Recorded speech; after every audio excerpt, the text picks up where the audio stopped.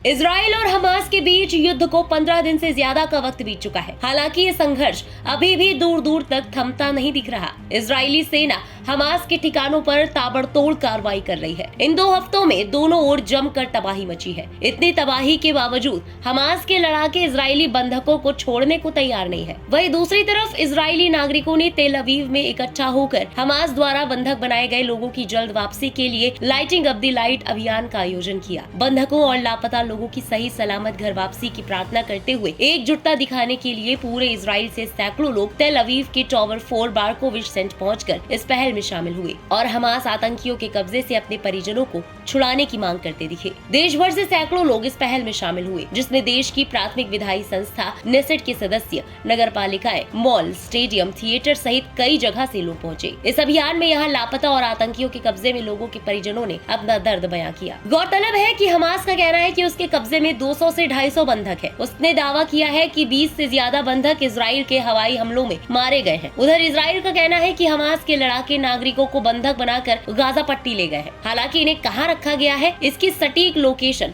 नहीं मिली है। इसी वजह से इनका रेस्क्यू करने में दिक्कत आ रही है। इसके अलावा हमास ने जिन लोगों को बंधक बनाया है वो सिर्फ इजराइल के नागरिक ही नहीं है, इनमें कई सारे देशों के नागरिक भी शामिल हैं। ऐसा माना जा रहा है कि कई सारे बंधकों को हमास ने गाजा पट्टी की सुरंगों में रखा है। इन सुरंगों को इजरायली सेना गाजा मेट्रो कहती है। बताते चले कि 7 अक्टूबर को जब हमास ने हमला किया तो उसके लड़ाके इजरायली सीमा में भी दाखिल हो गए थे। हमास ने इजराइल के लगभग 200 नागरिकों को बंधक बना लिया था। हालांकि इजरायली जेलों में भी बड़ी संख्या में कैदी ऐसे हैं जो दशकों से कैद है। सैकड़ों कैदियों को सिर्फ पुलिस ने गिरफ्तार कर जेल में रखा हुआ है। ना तो उनका कोई ट्रायल हुआ है और ना ही संबंधित कैदियों को, वकीलों को कुछ पता है। इजरायली शासन ने फिलिस्तीनी कैदियों को किन किन जेलों में रखा हुआ है, इस बात की जानकारी भी परिवार वालों को नहीं है। और हमास ने इजरायली सीमावर्ती इलाकों में हमला कर 200 से ज्यादा लोगों को बंधक बनाया और तब से हमास द्वारा बंधकों को छोड़ने के एवज में इजरायली जेलों में बंद फिलिस्तीनियों को छुड़ाने की मांग की जा रही है। हमास ने 2 अमेरिकी महिलाओं को रिहा भी किया है, लेकिन इस बीच हमास ने इजराइल पर उन कैदियों को रिहा करने के पीछे हमास का प्रोपेगेंडा बताया है। फिलहाल